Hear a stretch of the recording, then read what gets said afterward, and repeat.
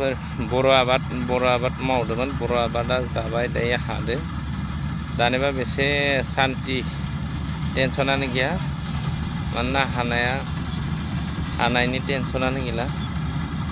जा मजा हाखादों नै आबादाबो गोगोम जादोंमोन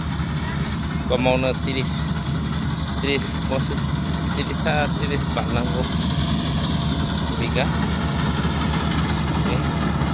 नोंथांमोनाबो बर' मावोबा मावनो हासिगौ बेबायदिनो आबादखौ मानोना आबाद मावनो थाखाय दानिबा गोबां आइजेंफोर ओंखारबाय नानायनिफ्राय गायनायनिफ्राय गासैबो लेबारनि टेनसन गैया जाबाय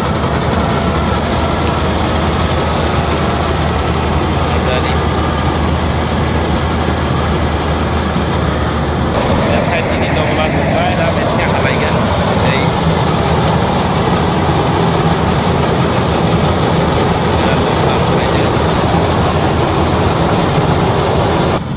नै माइआबो बोरै जादों नालाय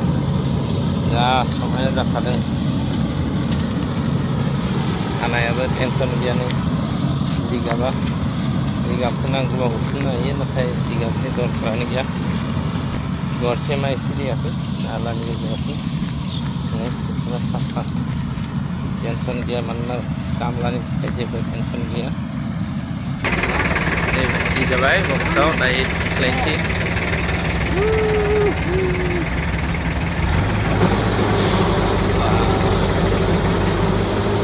मोजां आनलद खालामदों दानि बे हाखांनानै दायो आनलद खालामबाय बेवहाय लेबारनि गोनांथि गैया जेबो लेबारनि गोनांथि गैया तथापि आम्ही खेतियक पूरा এনেকৈ एडभान्स टेक्नोलॉजी काम কৰিলে बहुत আগবাঢ়িব পাৰিব ইয়াত লেবাৰৰ দৰকাৰ নাই লেবাৰ নিজে সব কটাৰ পৰা মাৰাৰ পৰা চাফা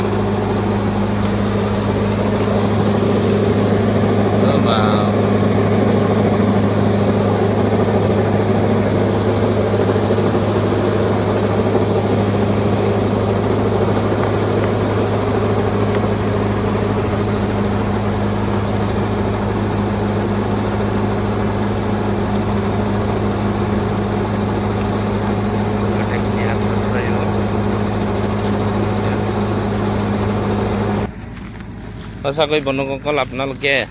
এলাহ নকৰাকৈ এনেকুৱা খেতিবোৰক গুৰুত্ব দিয়ক আৰু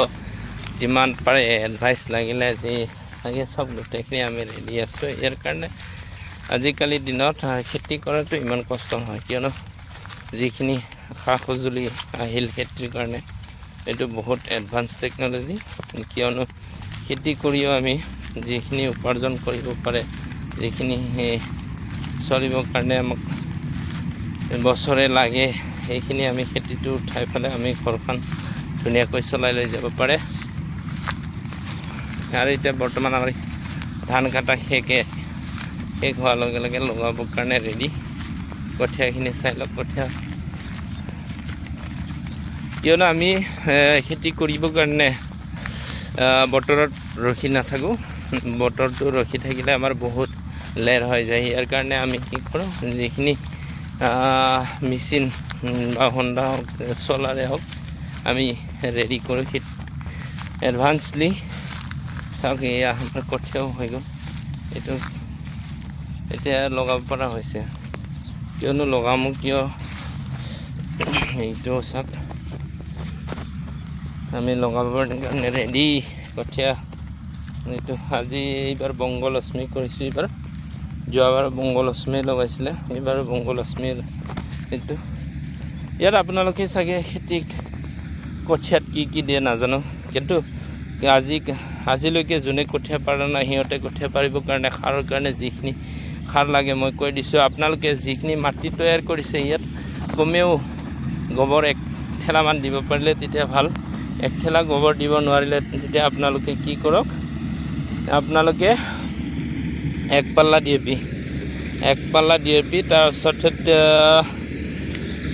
তাৰ পাছত আপোনালোকে ইউৰিয়া 3 কেজি দিয়ক তেতিয়া কঠীয়াখন এনেকুৱা হ'ব কঠীয়া ডেঞ্জাৰ কেছ এনেকুৱা গ্ৰীণ হৈ যাব ইয়াত মই গোবৰ দিছোঁ আৰু দুদিন আগত যেতিয়া বৰষুণ হৈছিলে তেতিয়া মই ইউৰিয়া তাৰপিছত জিংক এনেকুৱা মিক্স কৰি দিলোঁ। আৰু এটা কথা আপোনালোকে ভুল নকৰিব, কেতিয়াও কঠীয়া পাৰাৰ আগতে যোনটো 1 কেজি পেকেট পায় আজিকালি